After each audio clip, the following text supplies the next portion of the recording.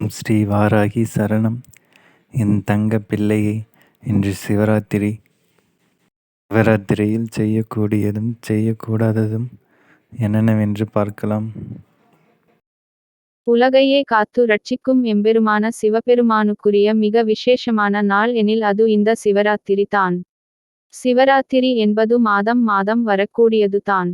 ஆனால் இந்த மகா சிவராத்திரி என்பது முழுமையாக சிவன் அருளை நாம் பெற நமக்கு கிடைத்த ஒரு நன்னாள் என்றே சொல்லலாம். இந்த தினத்தில் தான் பார்வதி தேவியார் இரவு முழுவதும் உலக மக்களின் வாழ்வுக்காக சிவபெருமானை நோக்கி தவம் இருந்து சிவபெருமானுக்கு அர்ச்சனைகள் செய்து வழிபட்டதாக சொல்லப்படுகிறது.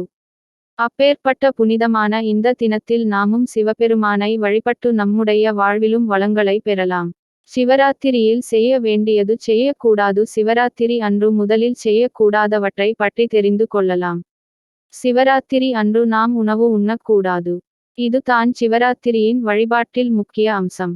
ஆரோக்கிய பிரச்சனை இருப்பவர்கள் எளிமையான உணவு எடுத்துக் கொள்ளுங்கள். அதேபோல் கர்ப்பிணி பெண்கள் உபவாசம் இருக்கக்கூடாது.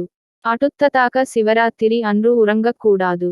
சிவராத்திரி அன்று காலை முதல் மறுநாள் மாலை 6 மணி வரையில் கண்விழித்து சிவபெருமானை நினைத்து வணங்க வேண்டும். அப்படி கண் விழிக்கும் வேளையில் பொழுது போக்குகளில் நேரத்தை செலவழித்து கண் விழிக்கக்கூடாது. இறை சிந்தனையுடன் கண் விழித்திருப்பது முழுமையான விரத பலனை தரும். சிவராத்திரி அன்று செய்ய வேண்டியவற்றை பற்றி பார்க்கலாம். சிவராத்திரி அன்று கட்டாயமாக உண்ணாமல் விரதம் இருக்க வேண்டும். அது நாளைய தினம் பகல் முழுவதும் இருந்து மறுநாள் காலை 6 மணி வரையில் இப்படி இருக்க வேண்டும். அதேபோல் சிவராத்திரி அன்று உறங்காமல் கண் விழிக்க வேண்டும். இப்படி சிவபெருமானை நினைத்து உண்ணாமல் உறங்காமல் கண் விழிப்பதே சிவராத்திரி விரதம். அடுத்து அன்றைய தினத்தில் சிவபெருமானுக்கு கட்டாயமாக நான் அபிஷேகம் செய்ய வேண்டும். வீட்டில் லிங்க வழிபாடு செய்பவர்கள் அன்றைய தினத்தில் கட்டாயமாக அபிஷேகம் செய்ய வேண்டும்.